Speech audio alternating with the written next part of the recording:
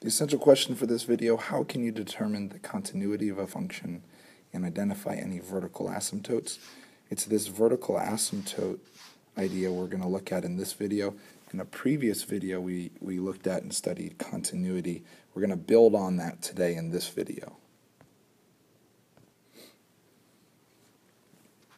Let's start with this function f of x equals 1 over x minus 2.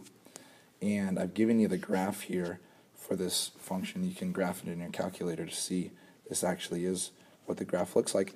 And we saw during the video on continuity, there is this sort of imaginary vertical line that runs between the two pieces of this graph. And it's that dotted line. We didn't really give it a name in that video, but it's this dotted line that is the vertical asymptote. That's what that line is. It's not actually part of the graph, but it's this imaginary vertical line. And we can give it an equation. In this case, if you look at the tick marks here, this is the equation. This is the equation x equals 2 is this vertical asymptote. You can see it in the graph easily, x equals 2. We're going to look in just a second at the function algebraically, how we get that. But again, you can see the way that the function bends, the way the graph bends here. The function's going down to negative infinity and getting closer and closer and closer to this imaginary dotted line. And on this side, on the right side of the dotted line, this portion of the graph goes up forever to infinity, y value of infinity, and it's getting closer and closer to the dotted line on the right side, but never quite reaching it. So it's going up and slowly, little by little, getting closer and closer to that dotted line, that vertical asymptote as it goes up. Now, algebraically speaking, where do we see this dotted line, this vertical asymptote, this x equals 2 show up? Well, again, in that continuity video, there's a mention of this denominator. So possible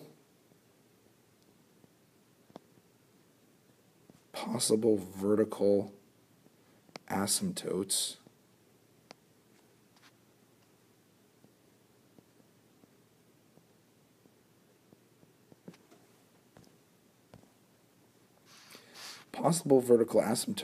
come from the denominator equaling 0. Now the key word here is possible. It's not a guarantee. And that's why we want to solve the denominator equal to 0, but that's not a guaranteed asymptote. So let's go for it. So here's our denominator. So we're going to do x minus 2 equals 0. And in solving, we get x equals 2. Well, we've already looked at the graph, so we've already confirmed that x equals 2 actually is a vertical asymptote. So here's our answer, x equals 2. Now, a quick connection to the domain. We would have solved for the domain of this function by saying that the denominator couldn't equal 0, right? We would have done this, and we would have solved that x couldn't equal 2. Remember doing that for the domain? And the specific reason why we did that was because, without knowing it yet, we were determining that there was a vertical asymptote at x equals 2, and that 2 couldn't be included in our domain. So this function would have a domain from negative infinity to 2, not included, and then from 2 to infinity. That certainly fits the graph. And why is 2 not included in the domain? Because it's a vertical asymptote and is actually not part of the graph. So this is how the vertical asymptote connects to the domain. Here's another example for us to take a look at to try and get more familiar with vertical asymptotes. If you look at the graph which I've given you, you can see there's actually probably 2 locations where we could draw dotted vertical lines that kind of form these boundaries, so to speak, between the pieces of the graph. Well, what are these vertical lines? If we count the tick marks, this is negative 3, and this is... So x equals negative 3 is a vertical asymptote, and x equals positive 3 is a vertical asymptote. The graph shows us that. If we were to do it algebraically, remember, possible,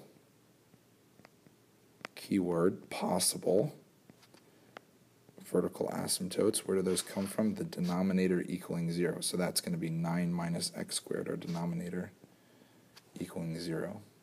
Solving that algebraically, 9 equals x squared. We're going to square root both sides, and when we do that, we're going to, of course, remember, since we put the square root in to include both positive and negative 3, both roots of 9, and given that we've already looked at the graph, we are sure that these are actually both vertical asymptotes. They're not just possible asymptotes, but those actually are the vertical asymptotes, and they came from the denominator equaling 0.